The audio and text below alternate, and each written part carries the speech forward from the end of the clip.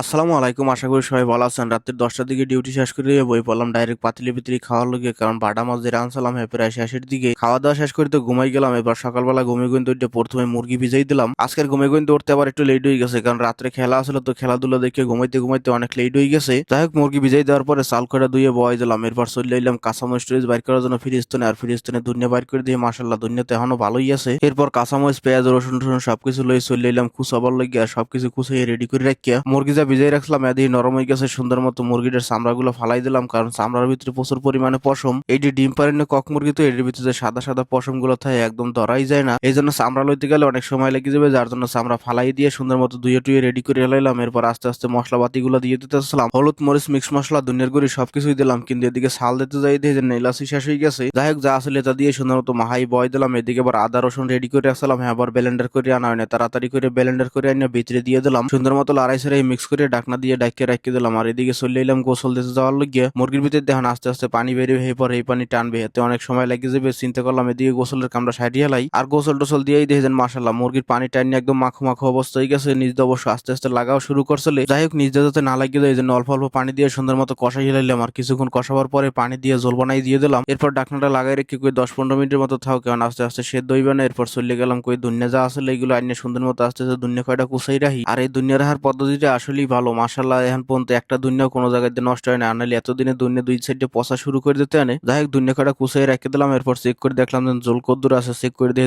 জল মাসাল্লাহ ভালোই আছে। চলে এলাম তেল পানি মাথায় দেওয়ার লাগিয়ে। এরপর তেল পানি মাথায় দিয়ে চলে এলাম দেখার জন্য যেন জল কদ্দুর টানছে। আই দিয়ে মাসাল্লাহ জল মোটামুটি একেবারে ভালোই টেনে গেছে, আর টানার নিয়ে দরকার নাই। এরপর উপরে দিয়ে সুন্দর মতো দুনিয়া কয়টা দিয়ে দিলাম। আর চেক করে দেখতেছিলাম যে লবণ কদ্দুর আছে, লবণ দেওয়া লাগবে কিনা। লবণ তো মাসাল্লাহ ঠিকই আছে। তরকারি লই চলে এলাম বাসায়, এই বই পড়লাম খাওয়া দাওয়ার লাগিয়ে। এদিকে ভাতও গরম তরকারিও কায়দা রকম গরম, দুইটাই খাওয়া নিয়ে একটা বেকায়দা অবস্থা। তাড়াতাড়ি করে তারপর খাওয়া দাওয়া শেষ করলাম। এদিকে ডিউটি যাওয়ার সময় হয়ে গেছে। আজকের বৃহস্পতিবার, সপ্তাহ শেষ ডিউটি। তাড়াতাড়ি করে ডিউটির জন্য প্যান্ট শার্ট পরে রেডি হয়ে গেলাম। আর রেডি হয়ে সোজা চলে এলাম গাড়ির ধারে। আর ডিউটিতে প্রতিদিনের মতো প্রথমে চা খাওয়ার জন্য পানি বয় দিলাম, আর গাওয়ার পানি আওয়ার পরে ভিতরে গাওয়া দিয়ে দিলাম। গাওয়া আস্তে আস্তে হইতে থাকে, এদিকে চা রেডি হয়ে গেছে। চা গুলা সুন্দর মতো ফ্লাক্সের ভিতরে পরে রেডি করে হেলাইলাম, আর মুছে টুছে সুন্দর করে দিয়ে এলাম মক্তবের ভিতরে। আর চা গাওয়া দোনোটা রেডি করে দেওয়ার পরে কেতলি কয়টা ধুইতেছিলাম। প্রথমে গাওয়ার কেতলিটা ধুইলাম, এরপর চার কেতলিটা সুন্দর মতো ধুইয়া বেসিংটারে পরিষ্কার করতেছিলাম। বেসিং অনেকদিন ধরে সাবান দিয়ে পরিষ্কার করি না, এই জন্য চারিপাশে একটু হালকা লাল লাল হয়ে গেছে, যার জন্য চিন্তা করলাম আজকে ফেরি দিয়ে সুন্দর মতো ডলে ডলে বেসিংটারে পরিষ্কার করতে হইবে। যাই হোক, সাবান দিয়ে সুন্দর মতো ডলে ডলে ধুইয়া এরপর আস্তে আস্তে মুছে হেলাইলাম। এদিকে আবার মধ্যে কতগুলো চাবি দিয়ে গেছে, উপরের রুম গুলো চেক করার লেগে যেন কোন তালার কোন চাবি, আর যে রুমের চাবি পাওয়া যাইতেছে না এই রুমের আবার ছবি তুলে দিতে হইবে। তো আস্তে আস্তে একটা একটা করে রুম চেক করতেছিলাম। আর এতগুলো চাবি দিয়ে গেছে, প্রতিটা তালার ভিতরে একটা একটা করে চাবি ঢুকাই চেক করে এরপর বাইর করা চাবি কোনটা একটা ভেজাল লেখা তারপরও করতে হবে, কারণ অল্পের ভিতরে আমাকে ওই জায়গার খেলাধুলা শুরু হয়ে যাবে। আর এই রুমের ভিতরে আইয়ে থাকবে প্লেয়াররা।